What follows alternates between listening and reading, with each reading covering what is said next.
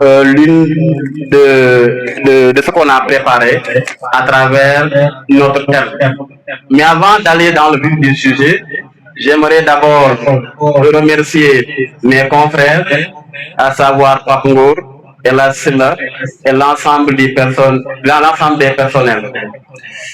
C'est pour nous un plaisir. À chaque fois, il est important de rappeler l'essentiel. Ça me renvoie à Kant qui s'intéressait sur la question qu'est-ce que l'homme. Mais quand il dit qu'est-ce que l'homme, par rapport à cette question-là, on avait trois réponses. Que doit-je savoir? Que dois-je faire? Que m'est-il permis d'espérer? À travers ces trois questions, on la résume à travers la question qu'est-ce que l'homme? Quand on dit qu'est-ce que l'homme, en réalité, on veut savoir quel est le but, quelle est la finalité, pourquoi l'homme est sur Terre, quel est le sens de l'existence humaine. Quel est le sens de l'existence humaine? Et si on se réfère à cette conception qui nous dit que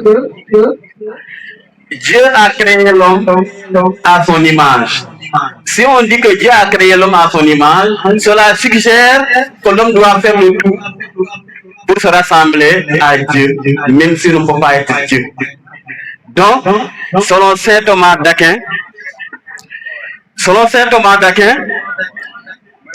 la finalité de l'homme consisterait à aimer Dieu pour accéder à la béatitude. C'est en cela même qu'on dit Hamma Dorma Djamu. C'est pour cette raison que Cheikh Mouhidine avait mis l'accent sur la formation et l'éthique de l'homme. Selon lui, l'homme doit être utile dans sa société. Même si certains partisans nous parlent de don de soi pour la patrie, je pense que cela doit être ancré dans nos valeurs. Don de soi pour la patrie. Je pense que c'est éminemment important. Parce que quand on parle de l'homme, en réalité, on veut que l'homme soit utile, important en lui-même, mais aussi à la société à laquelle il appartient. De ce fait, il a mis l'accent durant toute sa vie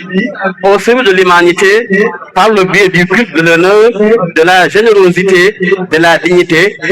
dignité humaine. Pour le cas de l'éthique moderne, de nombreux penseurs estiment que la finalité de l'homme réside dans sa responsabilité morale, qui consisterait à chercher la justice, à vivre en harmonie avec autrui et à contribuer au bien commun. Dès lors, on comprend clairement que l'homme doit être utile et juste avec ses semblables. Il doit aussi protéger le bien commun, être digne de confiance. L'homme ne doit pas être oisif et malhonnête, car sa finalité est d'assurer le bonheur collectif. La vie doit être un combat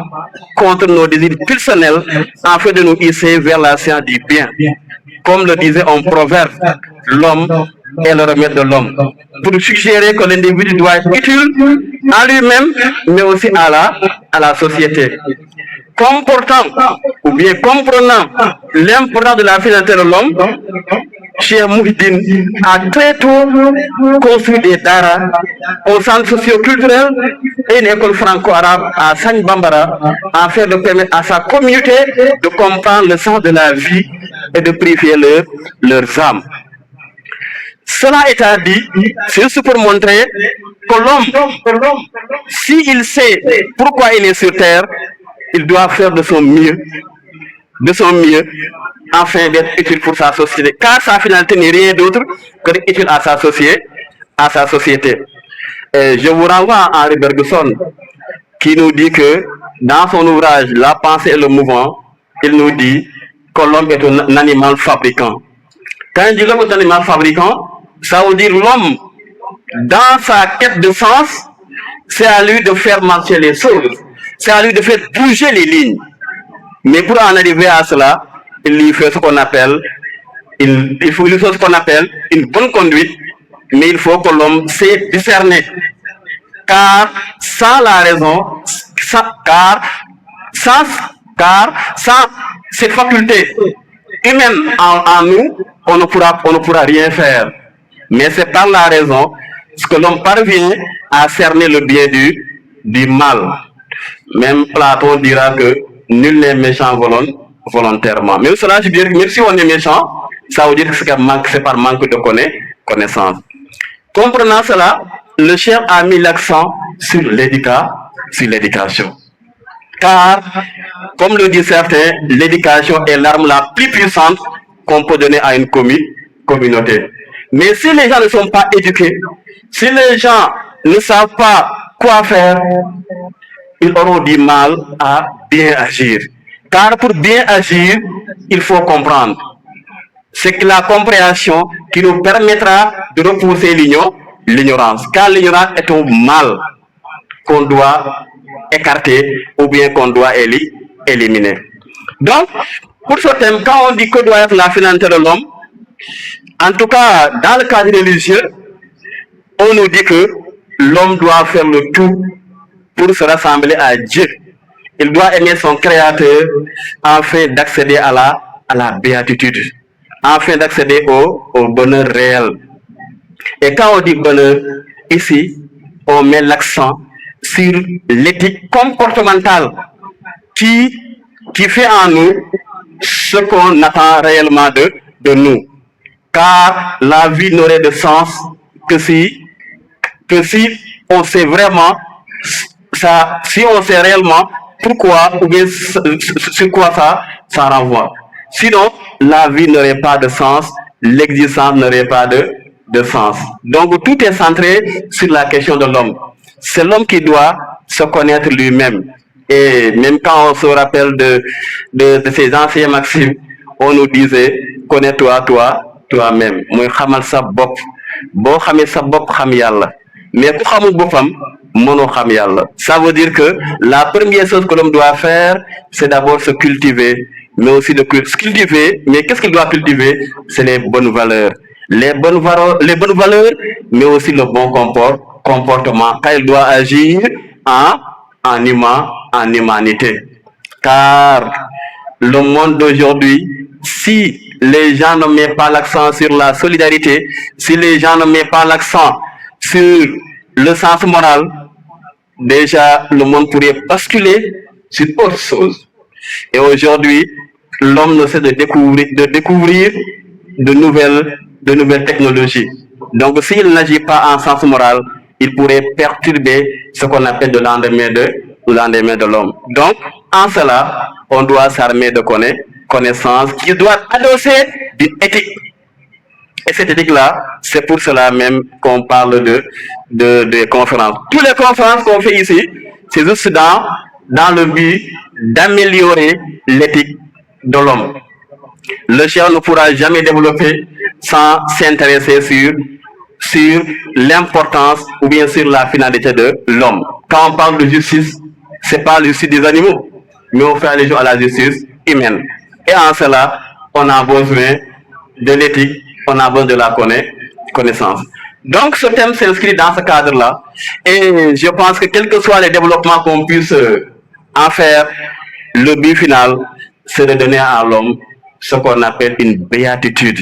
le bonheur réel de l'homme. Comment faire pour rendre l'homme meilleur? Comment faire pour rendre l'homme meilleur?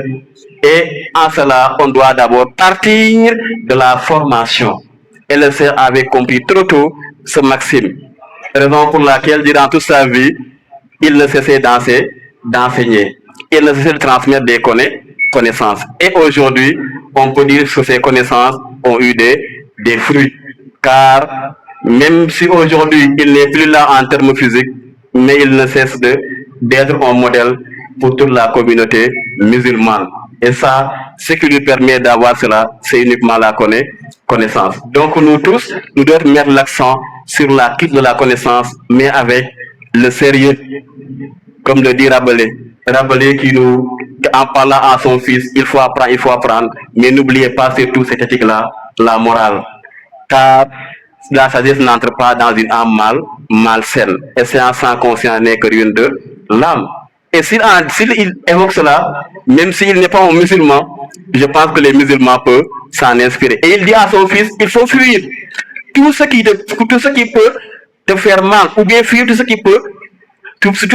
ruiner ton âme, car cette vie est transitoire, mais la parole de Dieu demeure éternelle. Donc Rabelais nous a bien enseigné sur la finalité de l'homme, car l'homme doit être polyvalent, mais il doit être quelqu'un d'utile dans sa société, car sa finalité n'est rien d'autre que d'avoir un meilleur confort, mais en cela doit être adossé d'une éthique, car sans éthique, rien ne peut perdurer. Et l'éthique, c'est l'esthétique du dedans, comme on l'avait annoncé l'année passée. Quand on dit esthétique, ici on fait allusion en termes moraux à l'esthétique du dedans. Et quand on dit dedans, ça veut dire comment l'homme doit faire pour au moins purifier son âme. Et en cela, il doit s'armer de connaissances. Pour ne pas tirer en longueur, je pense en cela que je vais terminer mon exposé, étant donné qu'on ne pourra pas tout dire, et il y a toujours des gens qui sont là et qui peuvent nous relancer ou bien centrer le débat sur d'autres personnes, car on ne peut pas tout finir. Donc, qui commence et d'autres en terminent. Mais vraiment, on est content pour la confiance renouvelée et on ne cesserait de répondre présent. Et je le dis, il ne faut pas penser au fait qu'on a une assemblée pléthorique. Ce qui est important, c'est la qualité, comme le disait le cher. La qualité est supérieure à la quantité. Donc, ces moments-là, c'est des moments qui pourraient être revus dans le futur. Donc, on est ému, on est content, vraiment, on salue l'assistance. Merci, je m'en allais à cela. Merci. Merci encore une fois, M. Faye, de votre pertinence. Et vraiment, nous vous remercions. Je pense qu'aujourd'hui, vous nous avez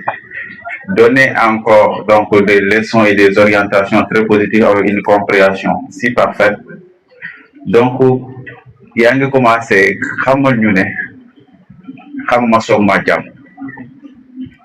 donc, ces mots-là, et là, vous nous avez pu faire comprendre que la connaissance et le savoir est une responsabilité morale de l'homme. Et de ce fait, l'homme aussi est le remède de l'homme, mais aussi de sa société. Donc, notre finalité est d'être utile à notre société. Et pour être utile, il faut s'armer de connaissances et de savoir.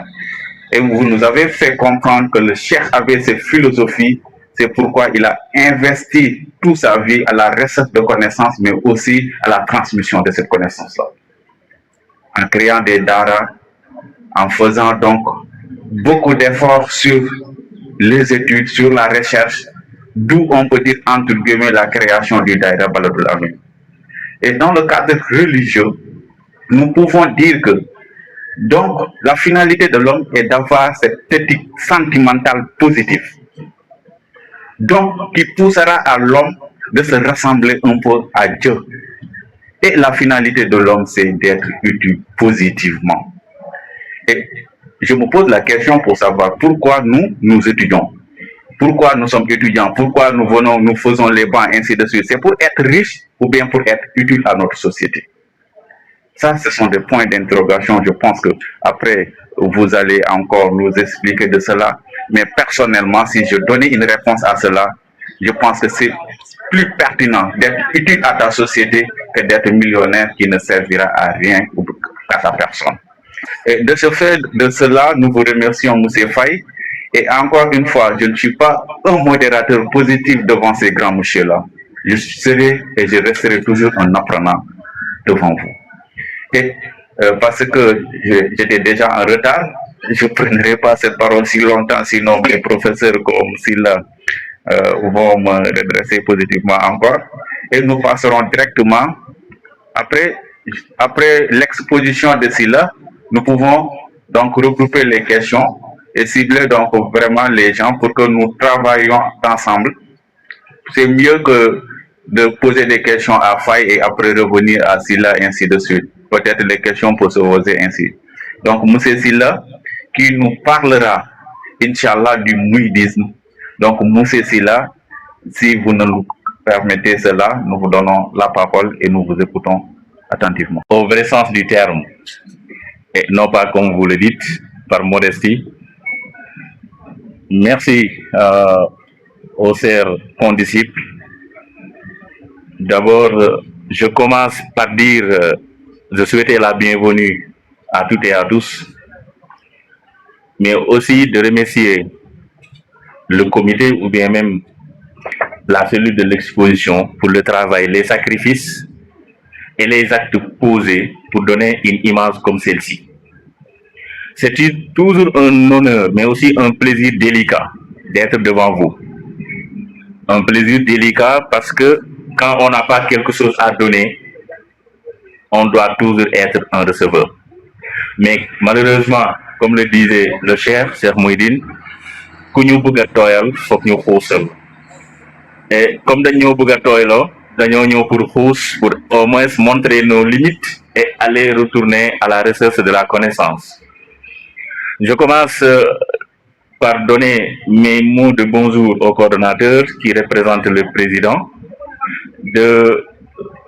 souhaiter que Dieu donne longue vie au guide Cheikh Ibrahim et que Yalna Yenbu Oyof Simon. Je peux dire comme l'autre amour que cette rencontre, à la limite, elle est déjà ce qu'elle est du point de vue du mouridisme, mais aussi de la philosophie de Cheikh Mouhidine, en partant de ce que vient de dire M. Faye. Mon propos va tourner autour du concept le mouridisme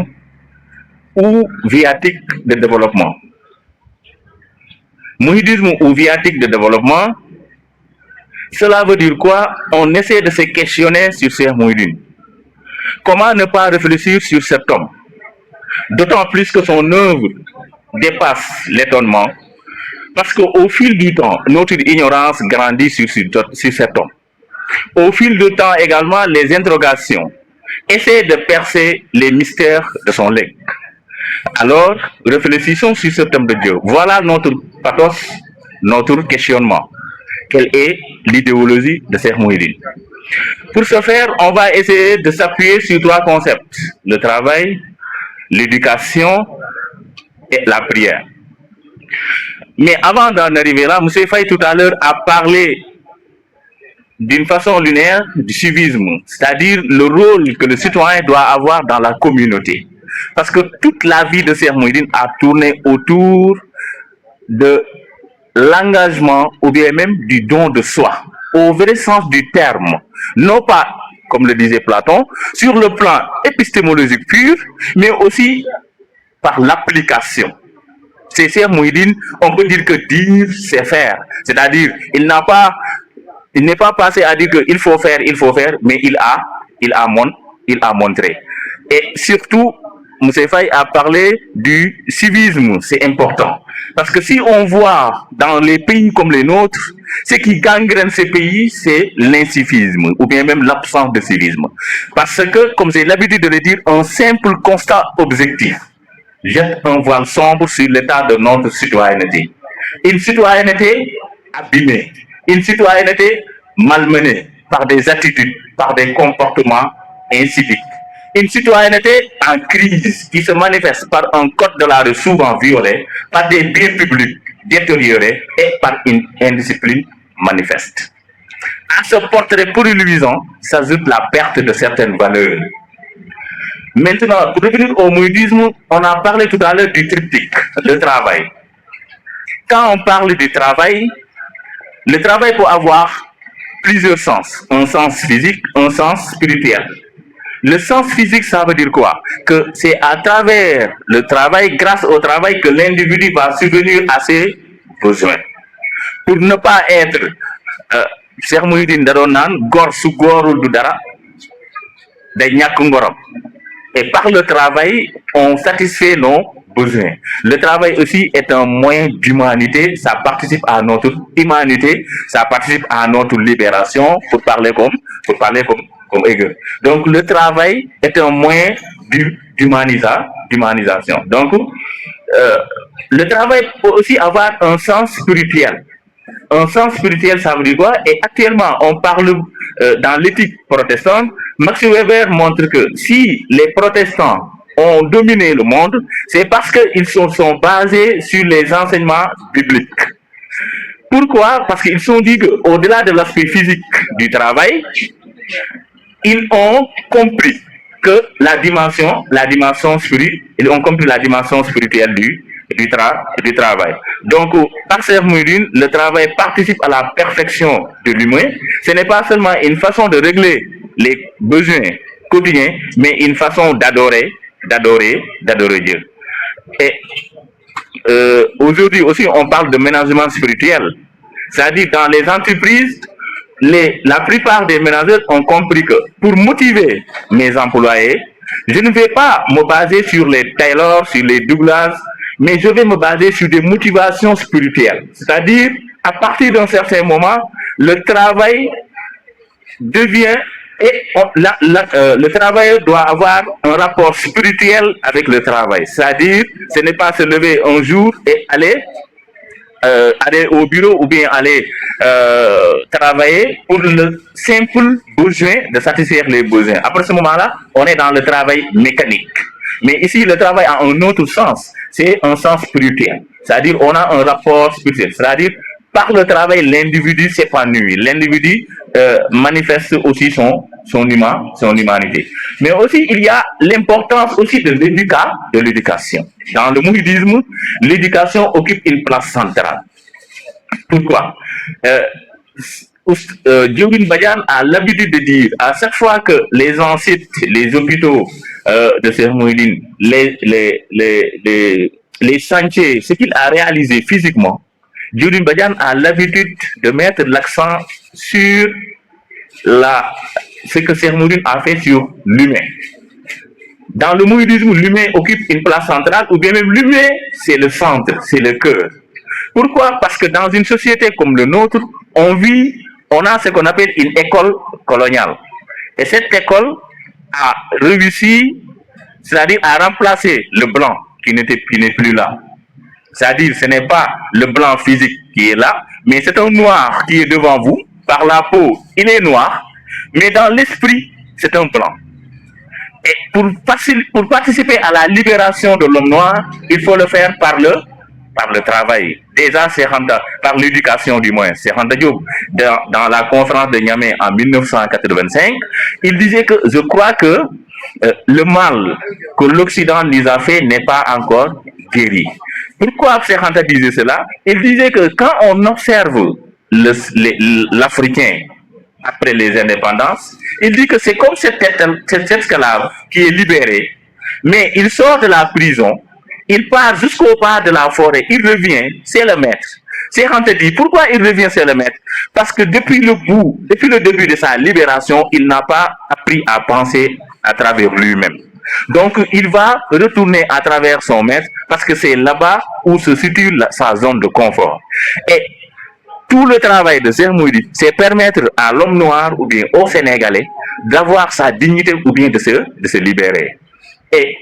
cela c'est montré par Sartre. Sartre dit que entre les colonisés, le colon s'est arrangé pour être l'éternel médiateur. Et Sartre dit, lorsque le nègre déclare qu'il rejette la culture française, il récupère d'une main ce qu'il rejette d'une autre. Sartre conclut en disant, il a installé en lui comme une broyeuse l'appareil à penser de l'ennemi. Cela veut dire quoi? Que le blanc, quand il partait, il est parti physiquement, mais sur le plan scientifique, intellectuel, comportemental, il est toujours là. Et c'est ça qui freine le développement de l'Afrique. Et toute la philosophie de Cheikh Mouhidine, c'était de participer à décomplexer le noir. Quand on dit décomplexer, c'est-à-dire de trouver sa véritable dignité. On ne peut pas parler de mouridisme sans ces trois choses. Je vais terminer par là. La connaissance, la prière, le travail. Je vais, comme l'a dit Elas Faye, on ne peut pas tout dire. Et le plus important, encore une fois, ce n'est pas ce qu'on va dire, mais l'interaction qui va exister entre vous et nous. Donc c'est un immense plaisir de prendre la parole devant vous. Merci de votre aimable attention. Merci beaucoup encore une fois, M. Faye, M. Silla et l'âge de votre pertinence et de la manière que vous nous avez transmis cette connaissance du bouddhisme en quelques minutes. Vous nous avez expliqué un peu la vie de Cheikh Mouhidine en nous disant que quand on parle de la vie de Cheikh Mouhidine, on ne peut ne pas parler du travail de l'éducation, de la prière. Et de ce fait, vous nous avez montré aussi le mouhidisme n'est rien d'autre que l'incarnation du travail positif pour garder ta dignité, mais aussi du travail de l'humanité, de l'humain en se basant sur la formation et l'éducation. Et la prière pour l'adoration d'Allah est pour être positif. Donc, ce référent de la vie de Cheikh Mouhidine, on peut devenir un bon mouhidiste. Donc, c'est une exposition extraordinaire. Donc, je pense que j'ai tiré qu'une chose, mais les autres tireront d'autres et d'autres exemples et de leçons de morale pour pouvoir comprendre vraiment les messages et l'enseignement que vous nous avez transmis aujourd'hui. Et je pense que la conférence vient de démarrer. Les conférenciers ont exposé. Mais nous devons encore avoir cette habitude de creuser pour connaître, de creuser pour avoir plus de connaissances et de compréhension de ces deux thématiques-là. Et de ce fait, il y aura certes des gens qui prendront la parole pour contribuer sur ces deux thématiques. Et ils ont cette possibilité, mais aussi ceux qui veulent poser des questions pour avoir des réponses à leurs inquiétudes et à leurs incompréhensions. Et pour ça, je pense que je donnerai la parole à Oustas Tambedou pour qu'il puisse donner sa contribution avant des questions. S'il y en a aussi des gens qui veulent poser des questions, Diallo, est-ce que vous n'allez pas passer donc cette liste pour que ces gens s'inscrivent? بسم الله الرحمن الرحيم الحمد لله الذي كيف الكيف وتنزع عن الكيفية وأين الأين وتعزز عن الأيدية والصلاة من الأزل إلى الأبد والسلام من القدم إلى السرمد على طلعة الحق بالحق ناصر الدين الحق بالحق سيدنا محمد صلى الله عليه وسلم وعلى آله الكرام وأصحابه العزام ومن لفهم إلى يوم القيامة. ورضي الله تعالى عن سلطان سلاطين الأولياء الشيخ الخالد الجيلاني الكيلاني قدس الله سره ونور ضريحه القائد ومن في رجال الله نال مكانته وجدي رسول الله في الأثر الرباني على الجلد ومحي الدين اللغبي وأعلامي على رؤوس الجبال.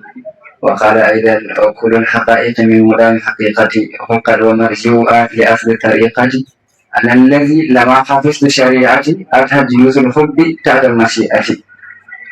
وعن وارث سره ووالي أمره وخليفة داره الشيخ محي الدين رضي الله تعالى عنه الذي قال عنه في حقه والده شعف حمى فكان عاش محمود البداية والقدى كما كان مردي الفعال وقري. وبعد فالسلام عليكم ورحمة الله تعالى وبركاته. وفي كان مسلم الشيطان في سمت الله يعني على موجود في يونس صلى الله عليه وسلم وأي دينان يالله mu may ñu cofeel waaye mu may ñu bëggee ci yoon sallallahu alayhi wa sallam comme ni ko sëñ Xadim Malick Si waxee ndax li ñu jàpp te ñu ñëpp jàpp mooy ñu jàpp mooy ni ñi am ci li ñu amee kenn la mooy ci sallallahu alayhi wa sallam ba tax na maam Maodo borom wax ne unibu maa unila bil mubini min injaadu wal imdaadu minhu nabiyyun bisnatun ayna lahu lépp lu waay am ci liñ koy amee lépp mu ngi koy jëlee ci kenn mooy ci yonent sallallahu alayhi wa sallam. gannaaw loolu ñu ngi ñaan yàlla Cheikh Jilaani fu mu tëdd yal na yàlla yokk maqaamam yal na yàlla gën koy boole ci sàpp yi nga xam te ni kawe nañ àndal nag ne kawe na ndax moom moo ne alal xasani wal miqda maqaami wa aqdaami ala wal rijaali ñu xam miqda mooy lan dañ xam ne ñaanal ko mbaaxantal la waaye ku dem ba yegg miqda kooku daanaka ñaar ko daanaka ñaar su bopp la waaye ñu ngi ñaan yàlla sëriñ bi Cheikh Mouhidine fi mu tëdd yal na yàlla gën koy yokk maqaama yal na yàlla gën koy yërëm si barke sallallahu alayhi wa sallam di ñaanal al Khalifa Cheikh Ibrahim yal na yàlla gën koy taxaw gën koy ceeñal gën koy jàppale di nuyu ñëpp di nuyu mboolam ñëpp xam naa nag affaire bi dana xaw a xorom tuuti dana xaw a xorom ndax benn man waajal ma ko woon léegi la ko Seydina Souleymane wax moo tax daanaka li ñu doon wax loolu laa jéem a tënk nii benn bi monsieur El Hadji wax na ko mooy ne ñu xam suñu bopp wala balaa ngay xam yàlla foog nga xam sa bopp te loolu boo demee ñi nga xam ne ñun ñoo xam yàlla da nga koy wax ne yàlla moo ko wax ci hadiis bu qudsi ne fa'rifuuni qabla an ta'buduuni fa in lam ta'rifuuni fa kayfa ta'buduun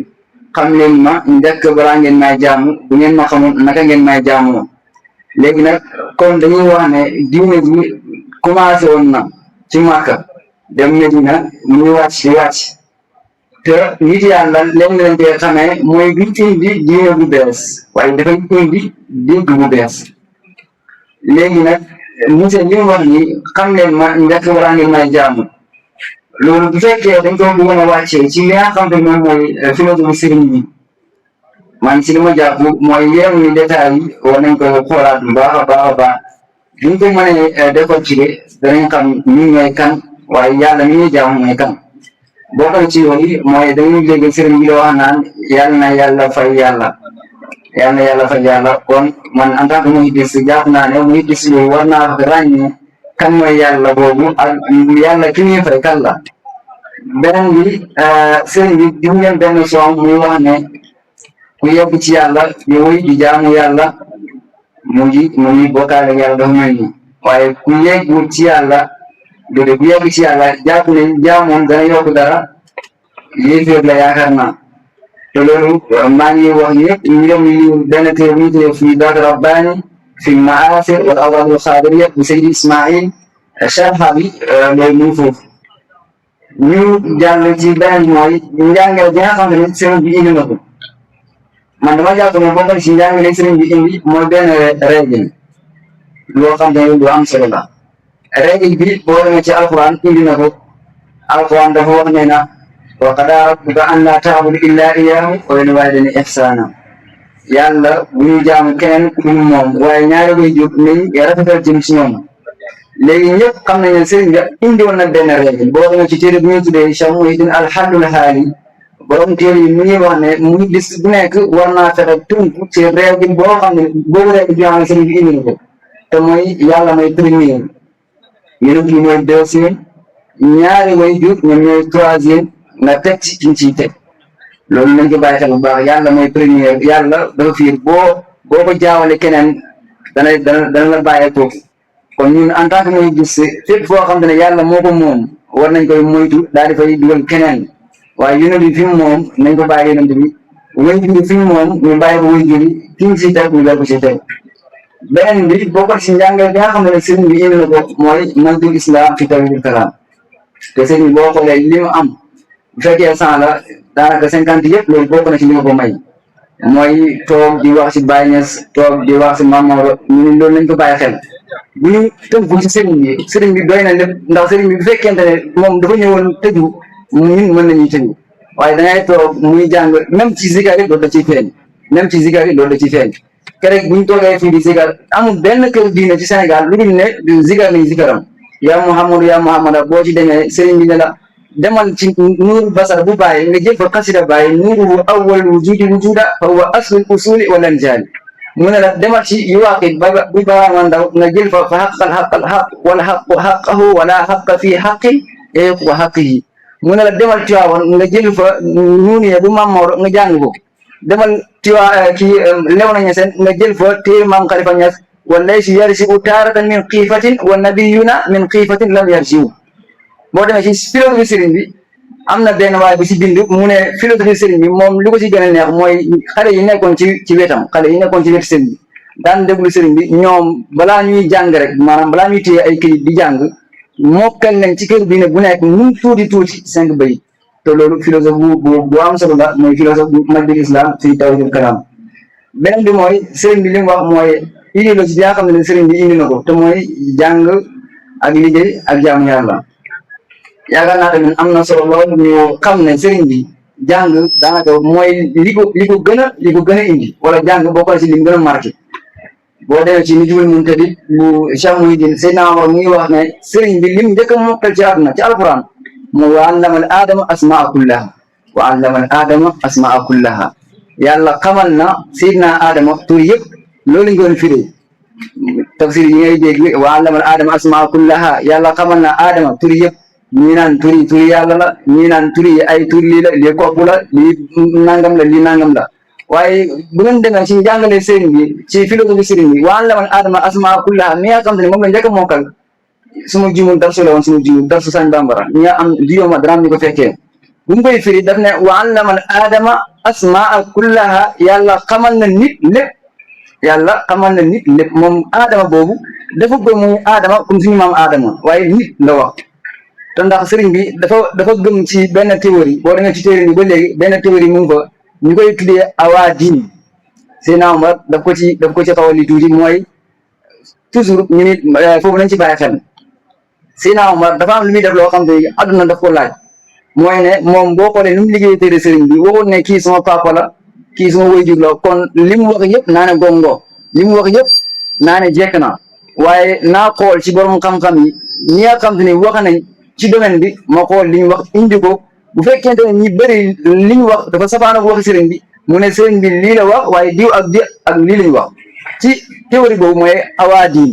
mooy sëriñ boobu li muy wax naan ay adduna bi lii la commencé dafa bokk ci li mu gëm mooy ne lu ñu tuddee awaadiin moo am mooy adduna bi buñ ko sosee dafa am mbindeef yi fi nekkoon ñooñu di dañ ñeen di ñëw ñooñu di dañ ñeen di ñëw ñooñu di dañ ñeen di ñëw bu bëgg na jekk yàlla daal koy def Seydina Adama loolu nag borom xam-xam yu bëri dañ koy weddi mais ñun en tant que muridis war nañ ci gëstu war koy xool bu baax a baax ñu xam ne seen bi li mu nekkal lii mooy wa allama al aadama asmaa kullaha te it seen bi loolu boo xoolee adduna bi fi mu toll loolu dañ ko soxla surtout ci këru diine bàyyi bi muy toll ci loolu la ci joxe misaal da ngeen dégg seen bi di ko wax saa yu nekk bàyyi doomam bi ñuy dem Égypte da leen bindal benn téere benn leetar nga xam te ne ñëpp ñu koy jàngale tafsiratul an'am fi anna al ilma huwa al imam wan bindee fi ne xam-xam mooy njiit wan bindee fi ne xam-xam mooy li war a jiitu tafsiratul an'am fi anna al ilma huwa al imam boo demee ci biir muqaddima bi bàyyi mu ngi wax ne xam-xam jàng war nañ ñëpp waaye rawatina ñi nga xam te ne ñoom la seen papa yi daan yëg ci kaw minbar yi loolu tamit nañ ci bàyyi xel ba léegi boo demee ci loolu lu koy dëgëral mooy benn téere Sëñ Tuubaa su ma jumu saada sawi taallumi li rabbi wa raxatan muallimi noonu la tudd Sëñ Tuubaa bi ñëw ci la waxee ne yaa maasara shubbaan ini xiftum xajal fa qaddimu taalluma ala al amal fa qaddimu aqaida sunniya duna al jidaali wal firra wal miriya nee na yéen doomu aadama yéen xale yi bu ngeen buggee mucc na ngeen jiital xam-xam ci lépp na ngeen jiital xam-xam ci liggéey en même temps boo demee Tiwaawoon Mam Maodo xamutuma ban téere la wax dëgg yàlla fàtte naa téere bi waaye am na fu ñuy wax naan annaas yaftaqiruna bil maali wan nasabi wa nahnu naftaqiru bil ilmi wal adabi nee na nit ñi ñu ngi puug réew ci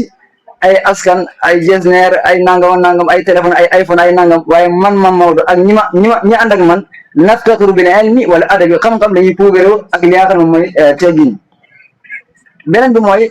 liggéey nga xam ne sëriñ bi ni mu ko waxee ci sëriñ bi daal njëkk a dégg ne liggéey ni mu ñoree yàlla moo tax yàlla daal di indi ci alquran amanu wa amilu saalihaati 47 fois xaw ma 49 fois suñu jumul 47 fois la suñu jumul nee na yàlla indi na ci alquran amanu wa amilu saalihaati lu tolloo 47 fois sëriñ bi nee na loolu li tax yàlla di wax amanu wa amilu saalihaati na ngeen gëm yàlla te ngeen liggéey na ngeen gëm yàlla te ngeen liggéey wane ne liggéey lu ñor yàlla la yaakaar naa ñu luñ wax ci wàllu liggéey boobu doy na sëkk beneen bi mooy jaamu yàlla yaakaar naa nit dofeewu ko maanaam dañuy wax ne doomu aadama ci àdduna dafa mel ni kuy tukki daal di ñëw ba ci misaal tey ci misaal rek ngay bàyyi ko pavillon A di dem fam droit léegi nag diggante bi sori nga ñëw ci ron garab bi daal di toog nga ne xaama noppalu léegi nag diggante bi ngay noppalu fii àdduna noonu la mel ci doomu aadama kon yaakaar naa nit warta ñàkk fayda ñëw ci àdduna boobu def fi liñ fiy def lépp jaamul yàlla bu jaamul yàlla perte na te dañuy wax ne kenn ku nekk nit dund dafa gàtt jaamu yàlla rek moo fi xej ndax nee nañ nit ki bu juddoo ñett la am mooy daañ ko noddal dañ koy li xaamal boo juddoo ñu jël la daal lay for sang la extra yu mel imam bi ñëw wala sëñ bi ñëw wala papa bi ñëw daal di lay noddal ci noppu ndeyjoor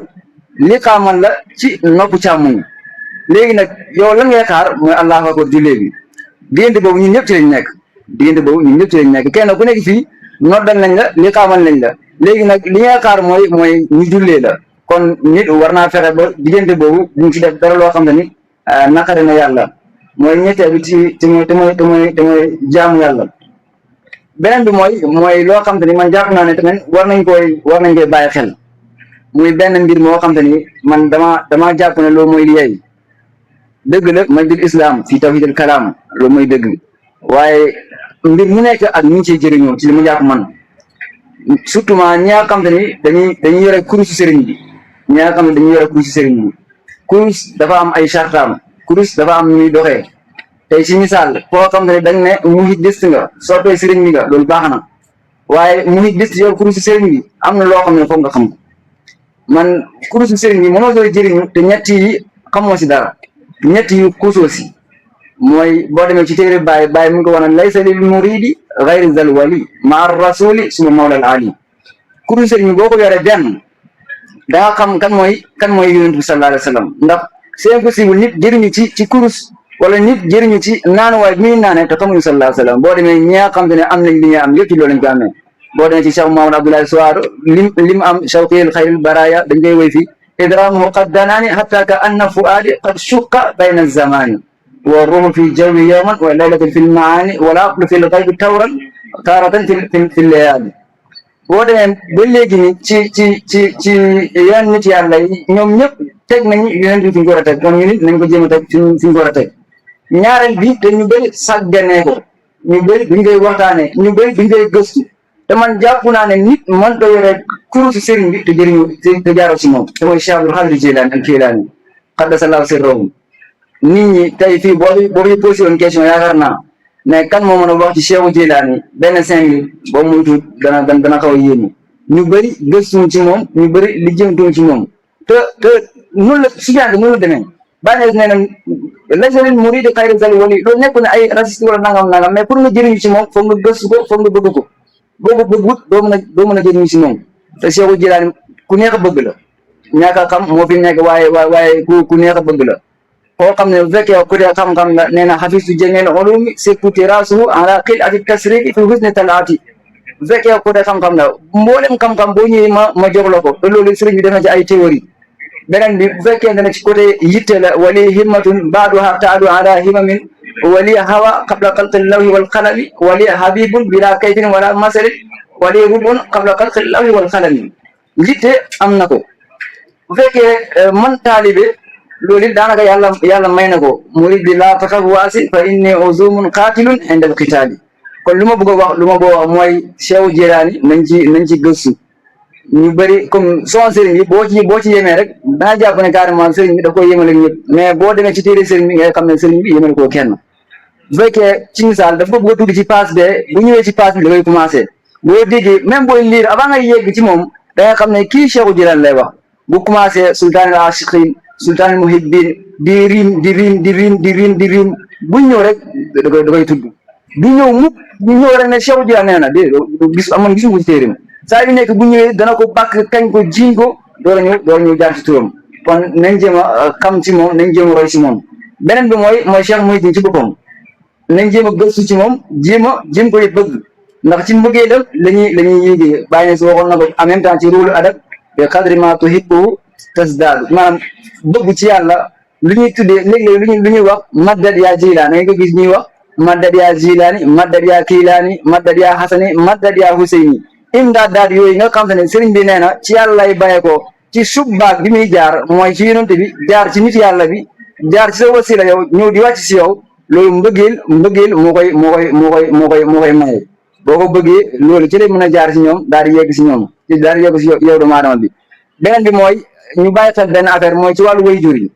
man damay wax ne muhiddis nga war a teg dundu sëriñ bi daal di si jàngat dafa nekk suma xel waaye en même temps ñëpp nañ ci bàyyi xel sëriñ bi muy nekk xale la ko papam xool na ko fatan acha mahmoud al bidayati wal xutaa كما كان مرضي الفعال موقر فتن cam mooy cam ñu waxee fatan bokk na sama classe yi fatan ci arab mooy cam boo xam ne ñor na cam boo xam ne cam nag du cam comme nit ki cam nii quoi cam mooy koo xam ne ni jeune boo xam ne yeewu na yaru na tegu na ci yoon papam xool ko ne fatan Acha kii de cam la boo xam ne Acha dund na mardiyal fatan Acha mardiyal fiali wala fatan Acha mahmuda fatan Acha mahmuda bidayati wal xuta kii cam la boo xam ne Acha dund na mahmudal bidayati nekk ku ñu gërëm ci njëlbeen nekk koo xam ne ku ñu sant la ci njëlbeen tegu ci raay bi wal xuta en même temps jéego mi c'est-à-dire ni ñuy jëflante ak doomu aadama jéego mi lu ñu teg ci yoon la kama kaana mardiyal fiali muwaqqari en même temps ay jëfam lu ñu gërëm la muwaqqari ku ñuy weg la léegi nag man damay wax ne en tant que muhaddis ñun fi ñu toll nii sëriñ bi day xool bu muy nekk xale lañ ko wéy loolu Seydina Omar bu mu demee Gàmbi bi la ci yokku su ma jumul 69 bayit wala 70 bayit mooy lu ñuy wéylee fa xuumi wa zamzami bi arri muwaqqari arbu saada di Seydina Omar moo ko ci yokk léegi nag li ci am solo mooy ñun nañ génnee sëriñ bi teg si suñu bopp nga teg sa bopp yow fi nga toll nii est-ce que li nga am ak diggante sa wayjur tey bu déggoon arab est-ce que dana la xool ne la fatan Acha mahmudal bidayati wal xuta kama kaana mardiyal fiali muwaqqari bu fekkee sa xel yow xam nga bu baax sa xel kenn ku nekk diggante ak wayjuram na xam na bu fekkee xam nga ne boo tegee foofu sa bopp teg sa wayjur bu dox xamal ne ko muy dis boo génnee sëriñ bi sa diggante ak sa wayjur nga xam ne amoo ngir mandem wala nekkoo ci ay waawam bu mënee wax fatan Acha mahmudal bidayati wal xuta du la ko wax xamal ne carrément ne ko muy dis wala daanaka nekkoo ci yoonam en même temps nattee foofu suñu bopp yeneen côté yëpp nañ koy nattee am na yoo xam ne may yàlla la waaye am na yoo xam ne mën nañ koy roy ci moom boo demee ci histoire am Seydina Omar mu ngi wax ni mu jàngee ci téere bi boo demee ni mu jàngee mais moom lim daj boo ko diviser junnee yoon diviser waat ko daanaka dajuñ benn léegi-léegi da ngay gis ñenn sëriñ bi du nit sëriñ bi jinne la nangam ak nangam nu mu amee xam-xam liiru jàng nangam ak nangam liir leen tarjuma bi ko Seydina Omar defal maanaam Seydina Omar li mu wax ci dundam ni mu doon jàngee waaye jàng li mu ko jaraloon ñun daanaka ñun instant ñun suñu bourse man suma bourse ñu bëri Colobane lañuy dem jënd saa yu kursi nangam kenn du jënd téere nga xool sëriñ bi ni mu doon jëndee téere waaye sëriñ bi ni mu doon jàngee daanaka lu mu doon nelaw ci journée gi man loolu moom dama si am natt nelaw lu mu doon jàngee ak yeneen yi ñu koy natt du ko doon am li suñu bopp yaakaar naa buñ ko defee du yomb daañ nekk mooy dis yàlla yombal ko yaa rabbi sallallahu alayhi wa sallam maa ngi jégalu bu baax a baax affaire daf ñu xaw a bett tey waajalañ ko ñu ngi tudd bu baax a baax ci léegi jërëjëf incha allah. jërëjëf oustaz xam-xam bi yaatu na rafet na wax ji je pense que nit ñi naan nañ ci gindeeko nañ ci te sof nañ ci li ci jiitu woon te lépp njëriñ la soo xoolee bi nga ñëwee da nga sof ci waxtaan bi fii conférence yi jiitu waxtaanee mu doon loo xamante ne suñ ko sofee dina doon njëriñ ci kaw gis sans plus tarder il y a des gens qui se sont inscrits sur liste questionnaire yi dañuy njëkk a jox Ahmadou Dieng mu pose question après ñu jox Omar Sy après Aminata Sène après Baye Niass après Omar Diallo sans dépendre seen question suñu leen boole je pense que Elhadj wala Sylla wala Faye nañ xam visé bi après ñoom ñu tontandoo question yëpp benn yoon ñoom dinañ jël noonu te nañu xam ne nous tous nous sommes à la quête de la connaissance et du savoir et peut-être il y a des gens même qui peuvent contribuer encore à des réponses à des questions singulières donc nous sommes en famille et nous sommes à la recherche de la connaissance donc merci ma jox leen te déglu te jàngal muy njëkkatoon contribution rek comme j'ai l'habitude de le dire le sens de cette activité ce n'est pas ce que nous exposons entre guillemets qu'on va dire mais les questions que vous allez poser c'est ça même qui donne à cette activité sa véritable valeur je vais peut-être participer aux questions parce que si je dis participer les questions que vous avez posées il y a un sens scientifique pur et un sens métaphysique il y a des questions comme ni ko sëñ bi doon waxee am na loo xam ne duñ ko mën a xuus fii nii trop dafa am question biir ak biti mais comme asamaan si dafa xiin comme ni Tidiane di ko waxee ça veut dire que on n'est pas entre nous dinañ dinañ jéem a jël en charge yenn question yi après buñ toogee suñu biir nag ba nga xam ne asamaan si xiinul mu ngeen poser waat ces questions je pense que vous suivez mon regard qui est Cheikh Mouhidine. Toute personne qui peut vous dire qu'il peut donner ou bien il peut donner la réponse à cette question, sujet, verbe, complément, c'est impossible. J'ai l'habitude de dire qu'on a beau être créatif, imaginatif, inventif,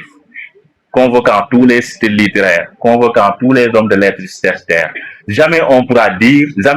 définir Cheikh Mouhidine à sa juste valeur. Quelle exception. C'est impossible. On peut juste essayer, à travers notre envie, notre amour, d'essayer de dire qui est cet homme. Mais lui-même, il est indéfinissable, il est insaisissable. Parce que Cheikh Mouhidine, c'est une personne en mouvement. Au fil du temps, il nous montre qui il est. Chaque époque, chaque événement, on voit qui est Cheikh Mouhidine. Quand le Sénégal avait gagné le premier trophée de la CAN, on avait une réponse de sa personne. Quand il y a un événement politique à travers sa vie, on perçoit aussi qui est Cheikh Mouhidine. C'est pourquoi je vous dis, on ne peut pas avoir une réponse complète de la personne parce que ça dépasse même l'entendement. Et par rapport au concept Mouhidine, du point de vue littérature pure, un mouhidiste, c'est d'abord un musulman. Vous ne pouvez pas être mouhidiste sans musulman, c'est impossible. C'est-à-dire, si on pouvait donner un synonyme du terme mouhidiste, on peut dire c'est le musulman. Parce que le mouhidisme, ce n'est pas une nouvelle philosophie en dehors de la religion musulmane, mais c'est une manière d'être, un savoir-être, un comportement, c'est-à-dire le vrai sens du musulman. Comment un musulman doit vivre dans sa communauté, être en interaction, parce que l'homme est un être social, c'est-à-dire il est en interaction avec ses semblables.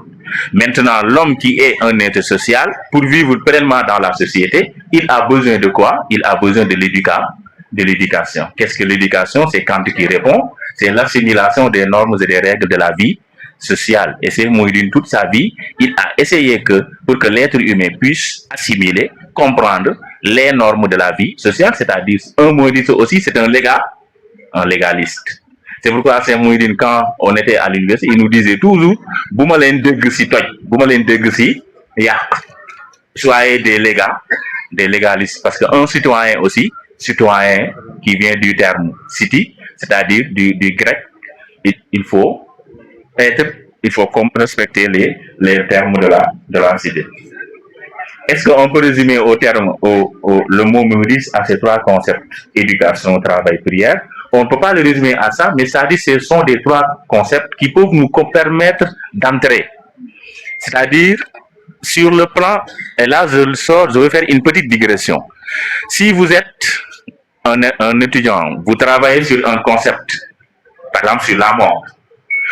en partant de votre projet de recherche, vous allez attaquer votre problématique. C'est-à-dire, les trois concepts sont des appuis ou bien des portes d'entrée pour essayer de saisir la philosophie de Cheikh Mouhidine. C'est-à-dire, ce sont des éléments de langage, pour ainsi dire. C'est-à-dire, c'est des concepts qui nous permettent de comprendre, parce que dans le mouhidisme, on n'est pas seulement dans la théorie, mais dans la pratique. Et cette pratique, qu'est-ce qui va nous permettre maintenant de le réaliser? C'est à travers l'éducation, le travail et la prière. Sans ces trois concepts, même l'homme n'est pas. Ou bien, et c'est ça même qui différencie l'homme de l'animal. Marx dit que l'animal n'a pas besoin de travailler. Pourquoi? Parce que le travail est d'abord intellectuel. C'est une activité intellectuelle bien pensée. Je vais peut-être arrêter à cette question, parce que toutes les questions, c'est seulement la reformulation les reformulations qui varient d'un mouhidiste à un autre, pour ainsi dire. Mais on a Keba aussi. Je vais le laisser le soin de répondre après à ce concept de connais-toi toi-même. Parce que si je le définis, je vais le définir au sens platonicien du terme. Et si je comprends bien, ce n'est pas le sens de votre question, mais au sens mouridiste du terme. Donc, je vais donner la parole à Elaz pour qu'au moins il peut aussi participer aux autres. Donc, je vous remercie pour l'intérêt que vous portez à cette activité. Merci.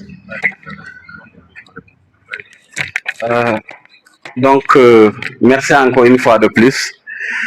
On a entendu de très beaux discours qui nous permettent d'apprendre à nouveau. Surtout l'intervention d'Oustaz Tambidou qui a été de haute facture. En plus, la réforme de la SILA, la contribution de Papungo et d'autres intervenants, vraiment, c'est des réponses salutaires. Ça nous tient vraiment à cœur. Donc, pour ajouter un peu par rapport à ce que Sina vient de dire, par rapport au mouhidisme, on peut dire que même cela même remonte à l'Antiquité, parce que déjà, c'est des emprunts.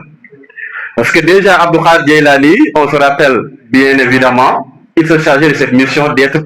ce qu'on appelle quelqu'un qui vulgarise, quelqu'un qui vivifie. C'est-à-dire, nous avons des dundal. Boo xoolee muhidis au sens du terme mooy ko am day dundal lan la ñuy dundal mooy li réer wala li nga xam ne peut-être xamuñu fu mu nekk dundal moo tax parfois ngeen gis exposition juste pour retracer ce qu'on appelle le vécu des prédécesseurs ñu xamal leen wane leen ba ñu mën leen a xam parce qu'il y a des gens qui sont méconnus du public mais c'est le moment de les vulgariser, c'est le moment d'exposer leurs œuvres afin de les faire connaître au public. Voilà la quintessence du mouhidisme. Mais je vous dis, c'est un terme ancien qui a été emprunté et qui suit un processus. Donc, par rapport à l'autre question qui nous dit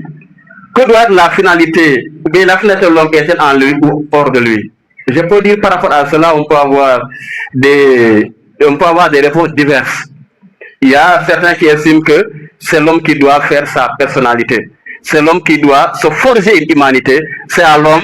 de rendre sa vie meilleure. Et il n'a appui qu'à lui-même.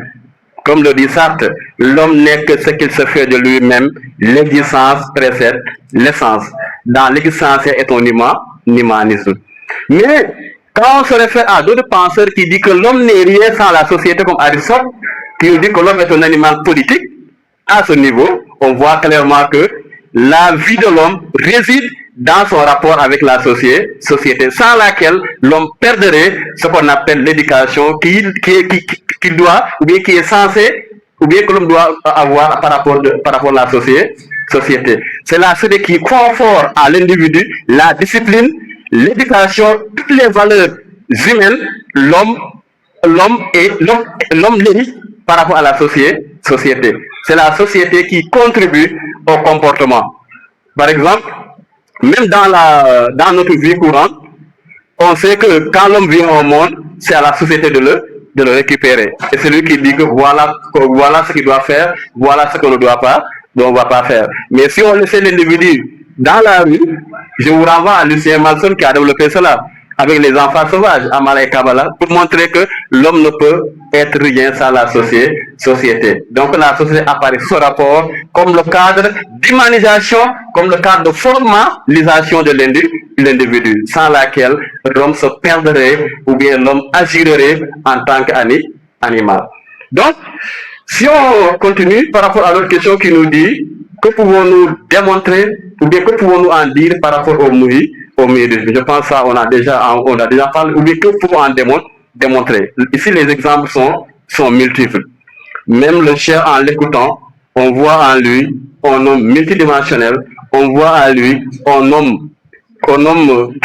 qui a presque toutes les valeurs, qui incarne toutes les valeurs, à travers le comportement, à travers ses comportements, ses gestes, non ses actions. Je pense que ceci n'est plus à démontrer. Car on peut je pense, comme l'a dit quelqu'un, il m'a dit que seuls les aveugles ne voient pas votre travail. Mais je pense que, cher Mouhidine, c'est quelqu'un qui n'est plus à présenter au peuple sénégalais. Car à travers ses œuvres, on voit presque tout. Alors, la question de savoir, c'est quoi le sens du mouhidisme? Presque c'est des questions qui reviennent. Et l'autre question qui nous dit, comment se faire pour se connaître soi-même? Je vous renvoie à Kant qui avait répondu à ces questions. La question, La première question, c'est que puis savoir? Que puis savoir, ça veut dire l'homme doit être armé de connaissances. Ensuite, la deuxième question, c'est que dois-je faire? Ici, ça renvoie au comportement. La troisième question, c'est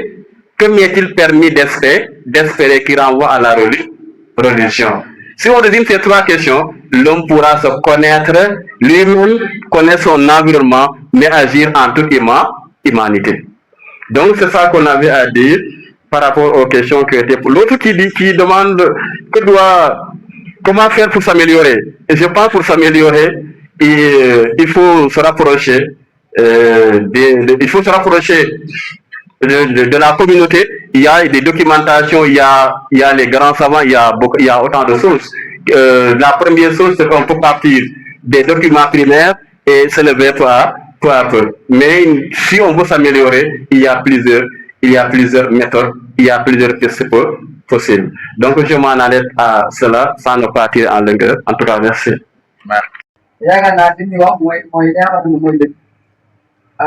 waaye def ne Oustaz Omar Ibrahima Ndiaye di mursid Baawul Hadra mu ngi solo ne moom xamante na ak Cheikh Mouhidine année 1997 la xamante Oustaz Ndiaye nee na jamono jooju ñu ngi ko doon wooyee ci Oustaz Samba Diallo am na ñu ko doon wooyee Masamba am na ñu ko doon wooyee nee na papa mu ngi ko doon wooyee Vieux am na ñeneen ñoo xam ne daan nañ ko wooyee yeneen tur wa zalla cheikh yudaa bi hasil asma ila tulu'i am 2002 sëriñ bi lii lañ ko doon wooyee ay Masamba ay vie ay tur yooyu ba année 2002 nee na ci 2002 boobu moom ci la gisee ci kiraama ci la gisee ci kiraama nit yàlla ñu daal di koy wax ne ko seen góor googu ngeen di wooyee Masamba sa Samba vie ak yi ni mel gannaaw tey bu leen ko wooyee tur yooyu na ngeen ko wooyee Cheikh Mouhidine na ngeen ko wooyee Cheikh Mouhidine kon tur mi bi baatu Cheikh Mouhidine Oustaz Omar Ibrahima Ndiaye moom lañ ko won ci kiraamay nit yàlla mu daal di nee na bu mu paree mu dem ci sëriñ bi daal di koy wax lim gis liñ ko wax sëriñ bi ne waaw baax na tur bi yaakaar naa noonu la ñëwee léegi nag li ma ci yokku ni mooy sama xalaat la mooy waa ji def ne wa hada al maqam al jalil wala wa fi hada al maqam al jalil wa sadul jamil yudakiruni qawla jaddihi wa jiddihi Cheikh Abdul Qadir al Jilani al Kiylani al Hasani al Husayni ba léegi pour nga xam ne dundu sëriñ bi dafa jaxasoo dundu Cheikh Jilani mën nañu wax ne daanaka benn la waa ji nee na fii daf may fàttali sëriñ bi tur bi nu mu ko dabee daf may fàttali ni turu Cheikh Mouhidine dabee Cheikh Jilani ndax Cheikh Jilani moom it Cheikh Abdul Qadir Jilani la tuddoon papaam di Cheikh Moussa Dianki noonu la ko tuddee woon bu mu demee Bagdad boo demee ba léegi ci sarxay ci diwaanu Cheikh Jilani nee na bu mu demee Bagdad benn bis dafay dox ci mbedd bi daal di gis benn jëmm ju koñoor wala benn jëmm ju sonn mu daal di koy dimbale jëmm ji nag ni nga ma sukkalee nii ni nga ma dimbale yow nii nga mel ci diine tey yow yaa dundal diine tuddee nañ la Mouhidine ci olof mooy ki nga xam ne moo dundal diine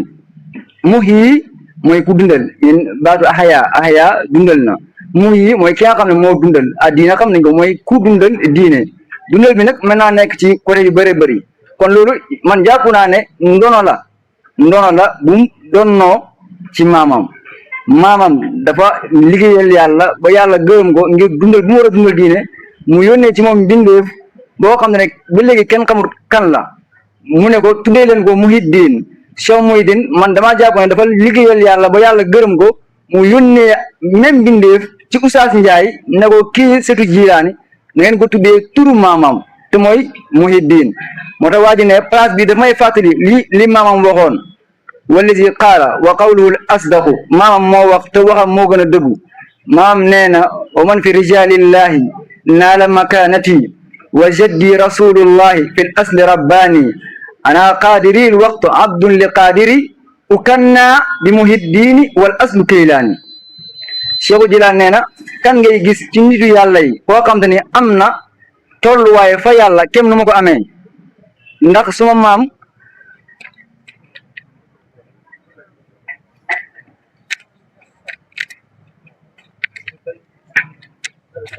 ne kan ngay gis ci nit yàlla yi waxoon fi rijaalillahi naala makaanati wa jaddi rasulullahi bil asli rabbani kan ngay gis ci nit yàlla yi mu am li ma am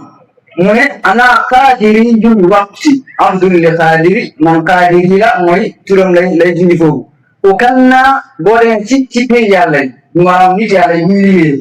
fi ñu leen di wooyee xam nga tey ci misaal maa di tàmbali laa tudd fii léegi-léegi mën naa boo dem suñu dëkk ñu ne ma beneen tur kenn ku nekk lii ku nekk am na lu leen tuddee Cheikhu Jilaan la bu nekkoon ci suuf Cheikhu Jilaan la bu demoon ci kaw du jomb laa wax leeru du jomb bu demee ci kaw ay méthoda ñu ne ko mu fi di ki nga xam ne moom mooy dundal diine nit yàlla bu nekk bu yëngal ci kaw dafay am tur boo xam ne am nañ ko tuddee ndax Jilaan nee na u kan naa bi mu fi diini wa tasu kiilaan bu ma demee ci kaw li may dàkkantale mooy mu fi diin mooy buy dundal diine suma cosaan nag mooy Kiilaani mooy ci asam Kiilaan la boobu boo demee ba ci kanam ci téere bi en même temps mu ngi wax ne ana jiili wa muhiddiini ismi wa alaami ala ruusil jibaali wa abdul qadir mashhuri ismi wa jaddi saahibul aynil kamaali nee na man jiili laa jiili mooy ki ma dëkk jilaan laa dëkk wa muhiddiini ismi am na ñuy wax wa muhiddiini laqab bi baatu muhiddiin ci dëkk ñëw na ci mbir Cheikhu Jilaan ñaari yoon muy wane ne moom mooy muhiddiin te tur bi tuddeewuñ ko kon baat bi ci muhiddiin ak Cheikh muhiddiin yaakaar naa fa la bàyyee ko beneen bi mooy kii wax ne yàlla fay yàlla am na ko wax ne asamaan si dafa xiir waaye yàlla fay yàlla man dafay wax ne sëñ bi daf koy wax waaye ñun mënuñ koy comprendre mooy su ma gën a taxawal man ñi pour ñu comprendre ko dafay jafe waaye man danaa si joxe ay yenn njàngat yoo xam ne bii nit yi bu delloo foofu dana ci am lu si comprendre mooy lu nekk dafa am lu ñuy doxee soufisme surtout ci yoonu sëriñ bi dafa am lu ñuy doxee toujours da ngay dégg sëriñ bi di wax naan taxalli tajalli c'est-à-dire yow doomu aadama yi boo ñëwee na nga def lu ñu tuddee taxalli man na maadi na nga def taxalli bul nekk ci maadi c'est-à-dire lii dëgg la bu nekk man na def nga def li ñu tuddee taxalli mooy denc yëpp mooy li Yàlla waxoon Seydina Musa iqla na alayka fa innaka bil waadil muqaddasi tuwa lépp loo xam ne ànd na ak yow na nga ko bàyyi boo ko bàyyi ñu jox la li ñu tuddee taxalli mooy nga mujj doon lépp gannaaw loolu nag am lu feeñ muy maqaama tajalli en même temps boo delloo ba léegi ci xadara bi ñuy def loolu simple na nit ki buy door a ñëw dof la waaw boo xoolee bay commencé ba da nga naan laa ilaha illa huwa dafa mel ni yow xamoo ràññoo dof nga xamoo foo jëm xamoo foo bàyyeekoo xamoo lu bëgg xamoo li ngay sàll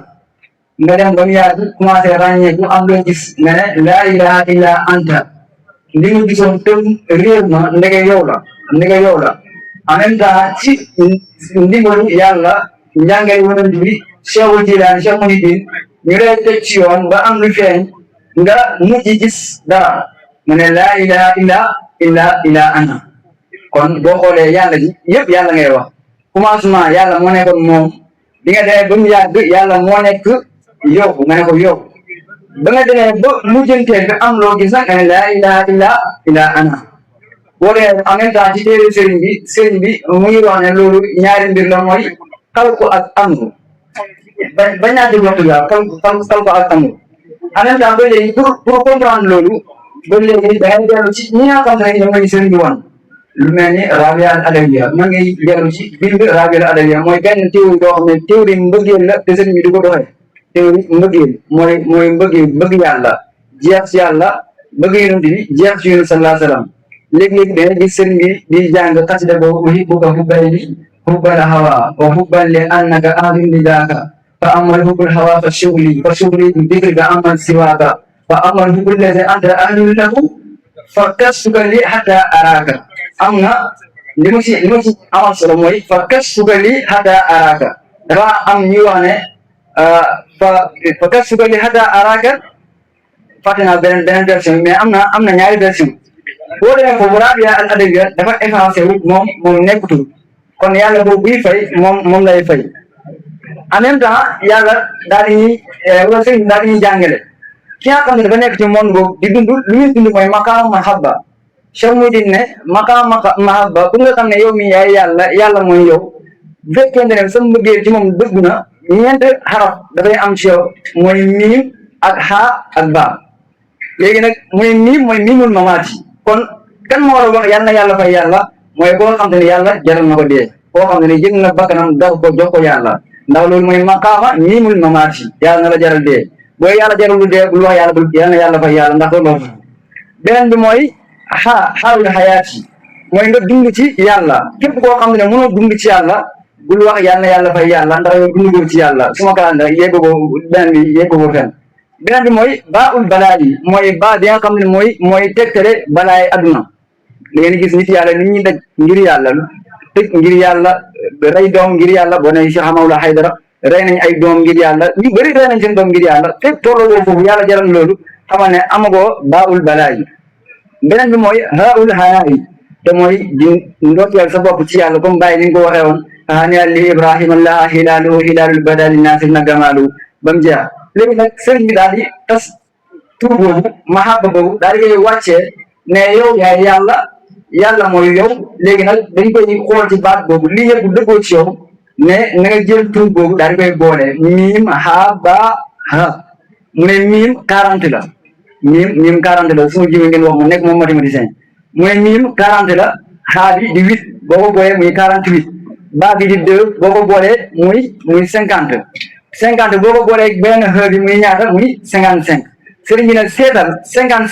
55 ñaari 5 la 5 boo ko boolee ak 5 mu jox la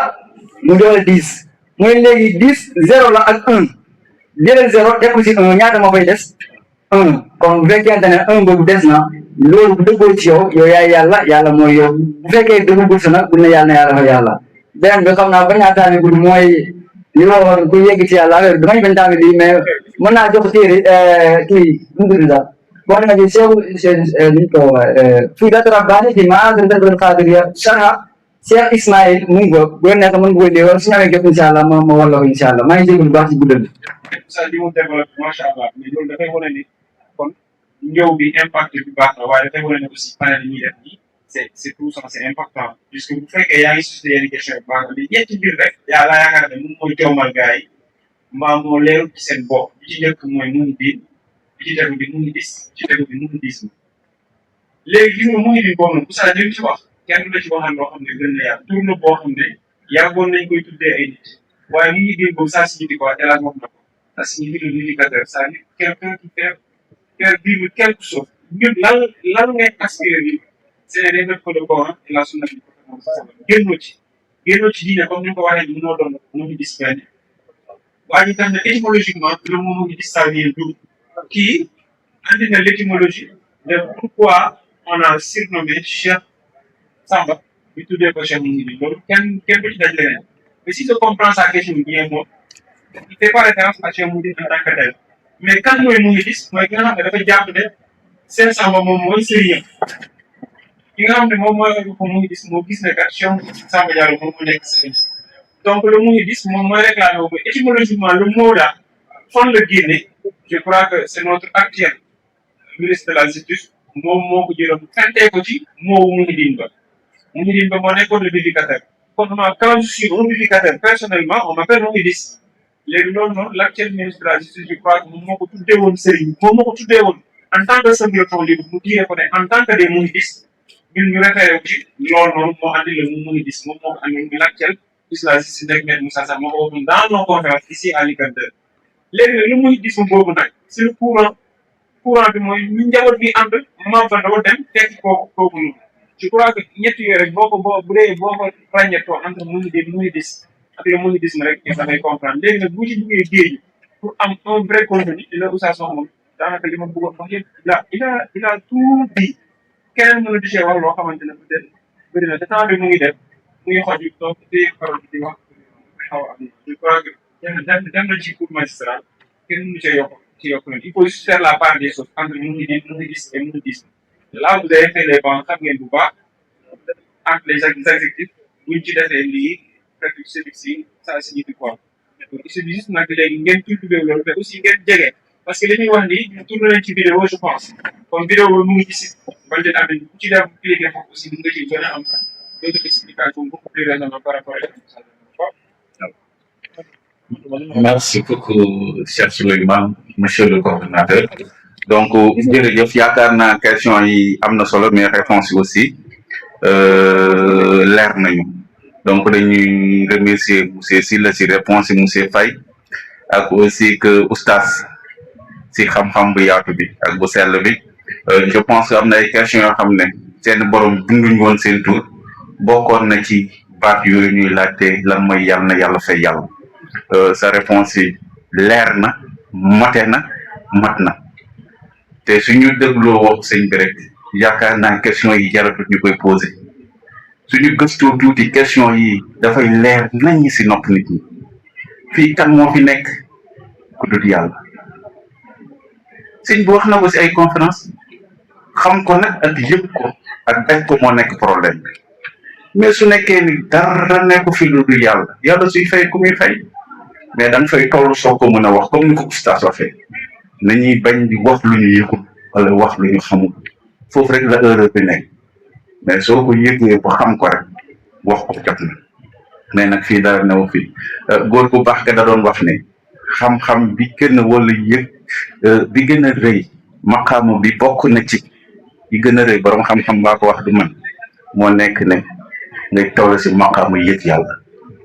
parce que loolu yëgul rek amoo ko amal sa xaalis nga dugal ko sa poche sa 10 000 te yëgoo ne yor nga 10 000 amoo ko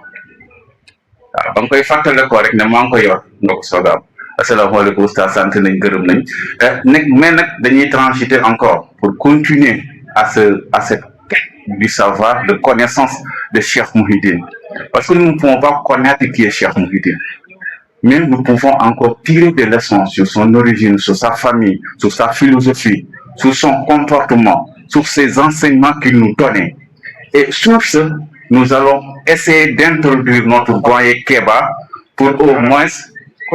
qu'il nous explique un peu par rapport à ça, le comportement de Cheikh Mouhidine, l'origine familiale de Cheikh Mouhidine, les enseignants de Cheikh Mouhidine.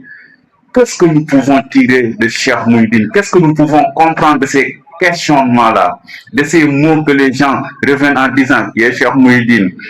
c'est quoi Mouhidine, c'est ainsi de suite. Vu que Keba est un peu en retard, plus qu'en retard que moi, donc nous allons l'introduire dans ce sens-là pour qu'il nous explique au moins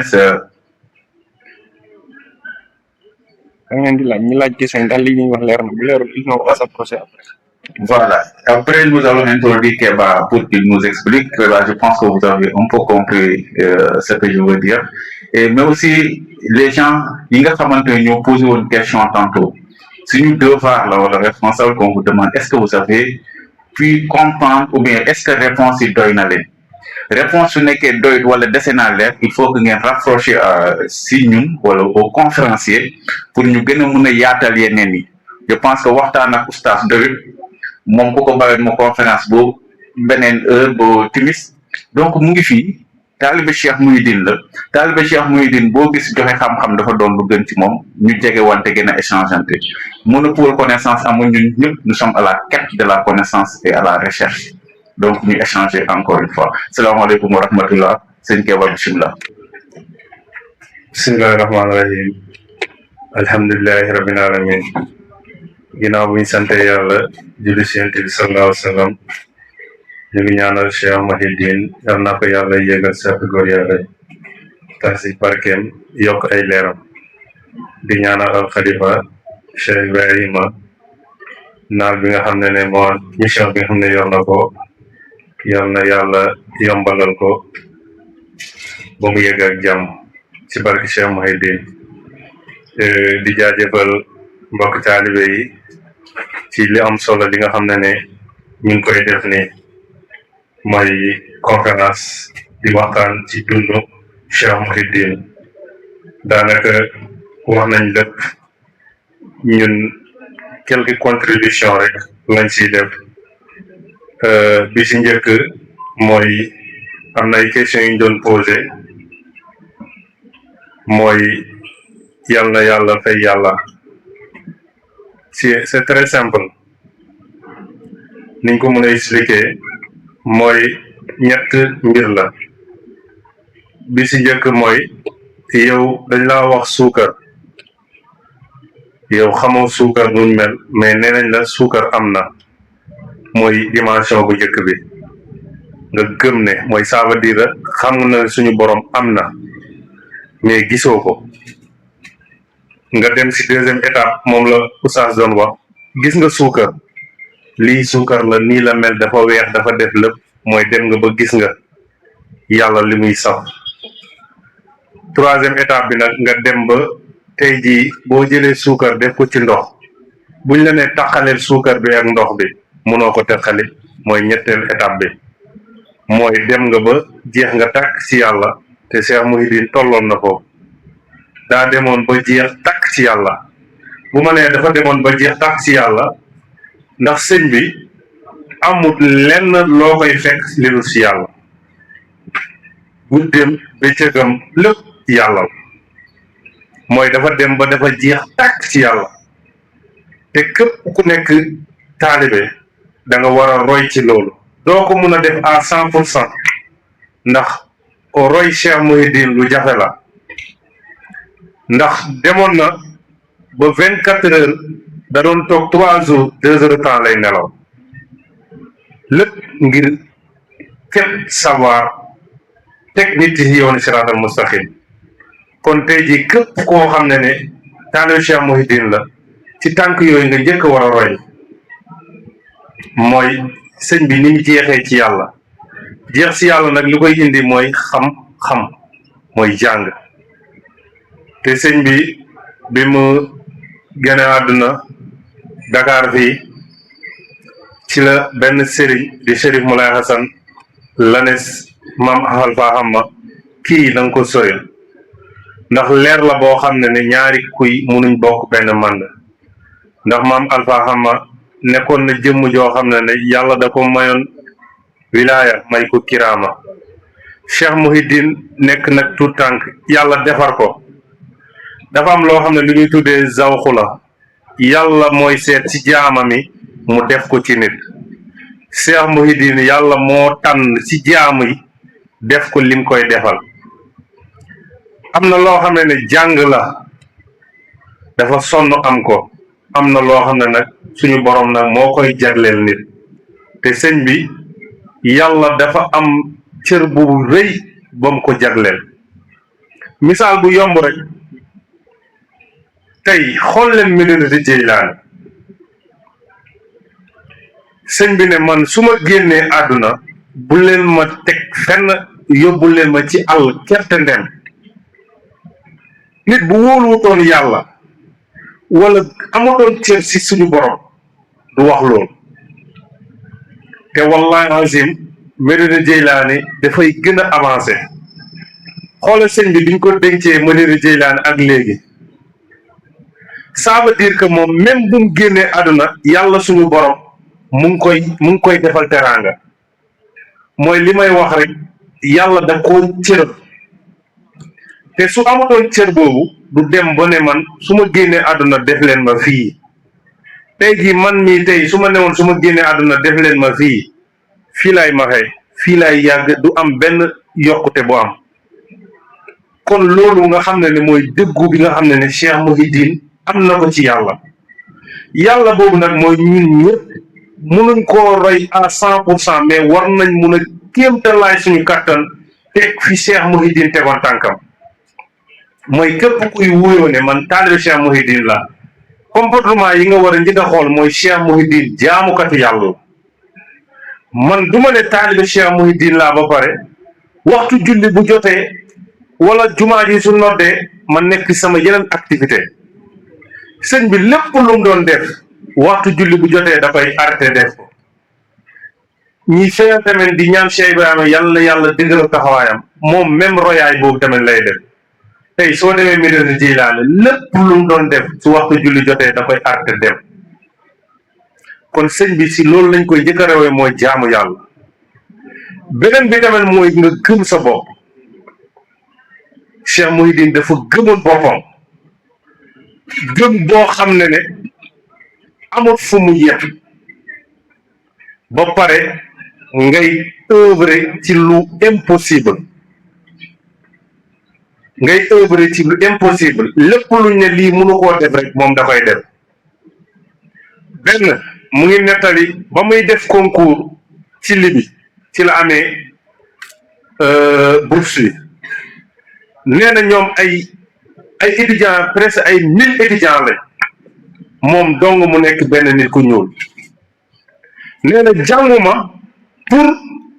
pour jël premier mais damay jàng pour der bu ñuul mooy ça veut dire que nit ku nekk dafa war a gëm boppam même bu nekkee da ngaa nekk ci biir ay tubaab yow fexeel tubaab yow buñ la raw ak foo munte nekk tey taalibe Cheikh Mouhidine fu mu nekk dafa war a gëm ne moom fu mu nekk nii moo ci war a nekk te ndax suñu sëriñ slogan boobu lay dund ba mu demee ci concours boobu ñëpp nekk ay nit yu weex moom dong mu nekk nit yooyu yàlla def moom dong mu génn jël premier ci concours boobu nee na mu am ci fierté bu lan mooy benn nit ku ñuul kese ci biir nit yi xonq jël lii kon taalibe Cheikh Mouhidine fu mu war a nekk lan la war a dund mooy dafa war a dund man fii ma nekk nii man toujours je ferai partie des meilleurs ndax sëñ bi moo ñu nampatal loolu di def ay réalisation yoo xam ne c'est impossible ku gis day ne est-ce que nit mun na def lii sëñ bi nee na képp kuy xalaat ne man ci néegu ñax laay yem ci néegu ñax ngay yem taalibe Cheikh Mouhidine day dogu ne man étage laa bëgg a tabax 20 étages wala immeuble yàlla suñu borom dala koy defal na nga am dogu boobu ndax suñu sëriñ ci loolu la nampatal mooy gëm sa bopp ba pare di réaliser loo xam ne lu impossible la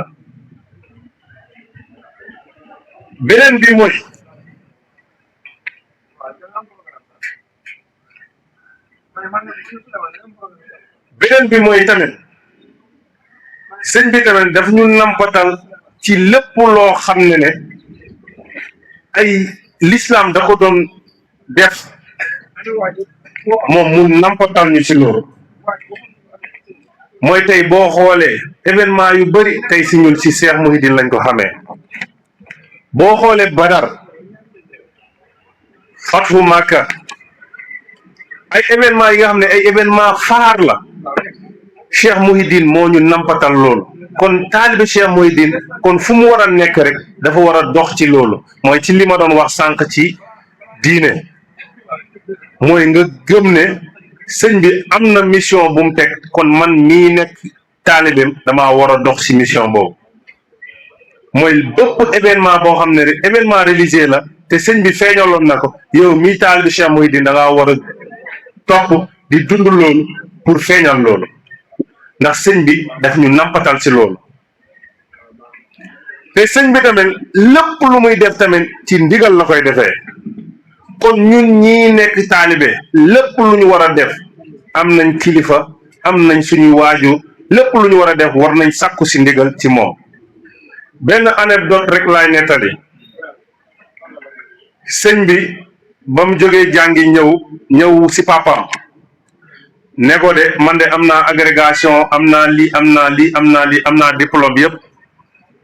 maam Alpha Xaban ree ne ko lii ay këyit kese la kaay nga bàyyi lii nga liggéeyal yàlla nit di rang di la fay mu ne waaye lii soo ko yoree da ngay jàpp ne képp ku amul xam-xam képp ku amul kayit yi diplôme yi yow yaa ko raw tey loolu moo xew ci dëkk bi da nga gis koo xam ne dafa dem jàngi tey benn téere la jeexal rek ku wax mu diingal la loo wax ñu ne lii baaxoo li ko maam Alpha xam maa wax ne ko lii boo ko yoree da ngay jàpp ne képp ku ko yorul rek yow yaa ko raw mu ne ko kaay nga toog nga rang nit yi di rang di la fay Cheikh Mouhidine bi ñu ko waxee loolu mu bàyyi lépp imagine ku doon yéeg si ay avion ci lépp nga bàyyi loolu yëpp ñëw di liggéeyal sa papa mu nekk nag saañ ñu koy wax dof bi xoola kii lim am ci xam-xam yéeg si avion yëpp ñëw mais moom loolu gisutoon loolu xam nga lan la gisoon mooy ndigal bi ko waajuram waxoon mu nekk ci liggéey papam guddeeg bëccëg ba benn bés naaj bu tàng 2 heures mu yenu saaku ciment di daw di ko yóbbu si jumaa ji maam Alpha xama boobu mu ngi génn si xalwa gis sëriñ bi muy daw si naaj bu tàng bi mu ne ko sëñ bi li naaj bu tàng bii ngay daw mu ne man liggéey yàlla xooluma ci naaj bu tàng xooluma ci ker gu sedd maam Alpha ne ko maa ngi lay dogul ne ba yombal xiyaam ciment du manqué sa kër mu ne même bu ko nit indiwut rawxaan dina ko indi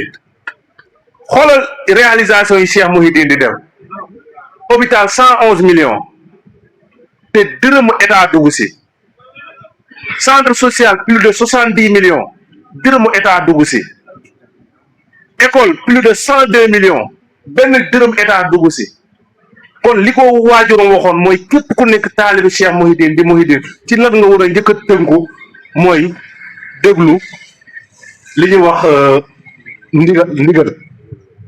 mooy taalibe bi sa sëriñ bu la santee defal sa waajur bu la santee defal sëñ Sam da doon wax ne mu ne sa sëriñ da nga ko fekk mu nekk si beneen comportement yow sa yoon bu mu nekk si loolu mais doxal ci lim la wax kon taalibe noonu la war Mouhidine loolu la war a ci loolu la war a dund mooy sëñ bi ndigal kon ñun ñëpp dañoo war a tënku ci ndigal moo xam ndigal nag bu njëkk mooy suñu waajur xoolal sëñ bi du ko papam waxee bàyyi loolu yëpp dafa bàyyi kon loolu très lu important la mooy ndigal ba yàlla tey def lim koy def lam ko newoon ne da ngay bàyyi lii ñi di la rang di la fay ñaata yoon la nit di dem saañ pour nga gis sëñ bi da ngay yore sa xaalis pour rang pour jox sëñ bi ba tey jii mooy melo Jeylaan soo fa demee 8 heures ba minuit dañuy rang pour jox Cheikh Ibrahima kon nga xam ne lu ko may loolu mooy ndigal mooy jëfee ndigal kon kenn ku nekk si ñun ci loolu la war a tënku beneen bi mooy jaamu yàlla biñ doon wax jaamu yàlla sëñ bi de ci lim ñu nampal mooy jaamu yàlla moo xam guddi mooy xam bëccëg lépp lu ñu nekk te jaamu yàlla ñëw nañ ko bàyyi dem defi ko comme waxtu bi xaw na guddi te damaa xaw a retard kàddu yu daal laa ci amoon lu ma siy sant mooy ñun yàlla nañu yàlla def dëgg-dëgg ay taalibe Cheikh Mouhidine taalibe Cheikh Mouhidine nag ban laa wax boo xam ne ni sa biir sa biti sa tëdd sa lekk sa lépp Mouhidine la am na taalibe Cheikh Mouhidine ñett lañ ki nga xam ne gisu ko xamu ko mais gëm na ko koo xam ne dund naa ak moom gis na ko ak koo xam ne dund naa ak moom gis na ko léppam moom la biiram biteem Cheikh Mouhidine la kon yàlla nañ yàlla def dëgg taalibe yooyu loolu la ñuy sàkku yàlla def dëgg ku ñu gis rek xam ne Cheikh Mouhidine la ñuy gis si ñun yàlla nañ yàlla defar jàmm conférence bi nga xam ne ñu ngi koy wéjal yàlla suñu borom may ñu kattan dooleel ñu ba yàlla ñu dugg ci bismillahi rahmaani rahim jeexal ko alhamdulillahi rabbil alamin wasalaamaaleykum wa rahmatullah xaabaabal nañ nag fu ne ñu dugg waaye di jégalu nag bu baax a baax jërëjëf. macha allah monsieur Keba ñu ngi lay sant bu baax a baax donc sans plus tarder donc je pense que Amadou bi yeneen question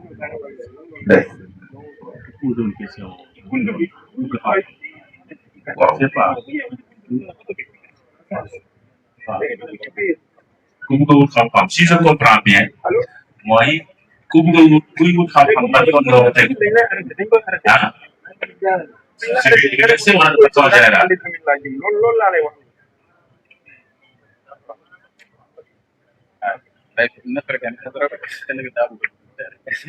ku dugg si daayira waaw loolu moom waa administratif bi d'abord mooy yoon bi nga gisee gars yi dañ la teg si code beneen affaire bi mooy daayira bi moom daayira Cheikh Mouhidine da doon naan képp ku ñëw saa wala même si Jeylaan mun naa nam nga indi sérité yëpp comme des xam-xam sérité yëpp mun nañ koo nam comme des sérité xam-xam mooy kuy ñëw mun nga indi soo nekkee Joolaa mu ngi indi diwtiir soo nekkee séeréer mu ngi indi cere mais xam-xam moom c'est mosul nangu gan gi di ñëw jox indi da ngay ñibbi kay ñu dooleel la ça veut dire quoi soo nekkee UCAD dama lay wax ñaari phrase yi ma sama benn grand sama nijaay waxoon yal na ko yàlla yooyu muy xool ma ñëw université ma ne fii ñaari yoon moo fi am boo xam ne yow mënoo koo feesal yoon bu positif ak yoon bu négatif maanaam mënoo fee jàngale nit ki jàngul mooy sa première mission jàng la mais soo bëggee caaxaan aussi mënoo fee caaxaan nit caaxaan di nga gis ku la daal caaxaan fuuf la lay moyen di caaxaan donc premier mu ngi dis teg sa tànk si liggéey jàng d'abord c'est-à-dire day rafetlu tamit première porte bi li lay permettre caabi bi mooy bac nag li koy maye mooy jaar man su ma jëlee sama exemple dama demoon gàmmu ñu ne étudiants yi fii lañ def ko maa ngi def première ñu ne étudiants yi fee lañ dal ma ne leen déwén fee laay dal ñu ne ma balaa ngay wax déwén fee laay doo am bac ba pare ma ne leen ala kuli al déwén fee laay dal ak kii wax loolu boo weesu na bac parce que mu dugg donc l'essentiel mooy soo xasee dugg rek il n'a plus comme li koy baa wax léegi nattu nag day dal nit sama genre yi nga doon wax ak boo dem ñu jox la micro mais doon image reflété mu fi di au delà du terme c'est un comportement d'abord maanaam war nga rus nga def ñu naan la kii kat pourtant sëriñam diw la mais da nga war a def exception bi mooy maanaam li normal mooy nga wax ñu naan est-ce que nii la war a mel parce que muy la dama am exemple bu may joxe mooy benn pël wala benn joolaa dafa gisoon mooy daa am tiw bu toyoon kër côté kër Momar Sarr mais xam nga foofu comme tension ndox mi dafa bëri tiw bi bu toyeen après dafa demoon si hauteur mais xam nga naaj bi ma naaj si naaj bi dafa def comme genre arc-en-ciel waa ji ne mu def ko un phénomène surnaturel ma defee commentaire ma ne lii c'est normal parce que contact ndox mi ak naaj bi moo tax mu am arc-en-ciel si biir commentaire am ku ma tontu ne ma mënoo joxe beneen réponse parce que mu ngi dis imaginer nag yow nga toog si sa clavier et là ça tire attention ñi nga xam ne ñu ngi si réseau yi yaa ngi wax dara am na koo xam ne yow dafa naw sa sëriñ mu ngi lay suivre mu ngi lay lii mu ngi naan wala kii li muy bind nii pourtant mu ngi dis yaa ngi yàq yaa ngi gàcce alors que yëpp aussi donc ni mu amee côté positif noonu la amee aspect négatif aussi. Merci beaucoup, Monsieur Sylla, encore une fois. Je pense que réponse est claire. Je pense que man moom xaw ma kan moo kontaan mais kontaan naa parce que dëgg naa xam-xam et vraiment je suis très satisfait. Dañuy jox nag mot de la fin suñu conférencier yi njëkkee ko si monsieur Faye peut-être am na lu ñu bëgg a dooleel ak nu mu ko bëgg a defee su paree mu jox monsieur Sylla moom ñu jox dernier mot après mu jox monsieur Keba su ko defee je pense que loolu moo ci des. S'il n'y a pas d'autres trucs après on va donner des informations sur les événements qui vont suivre. Donc d'ici ce soir, je pense qu'il y aura un événement. Et aussi pour demain. Je ne sais pas, Diallo, ça sera vous ou bien Suleiman qui donnera les informations sur les événements qui resteront d'ici et demain, à quelle heure telle chose sera faite, bien ainsi de suite, pour que les gens puissent rentrer avec des informations très précises. Monsieur Faye, je vous donne la parole. Merci. Presque je pense que jaratu ko woon daanaka l'essentiel a été déjà dit même quand on dit mot de remerciement c'est juste xanaa sant ñëpp di gërëm ñëpp ndenkaane duñ mën a denkaane xanaa ñun ñëpp ñu wéeru ci yàlla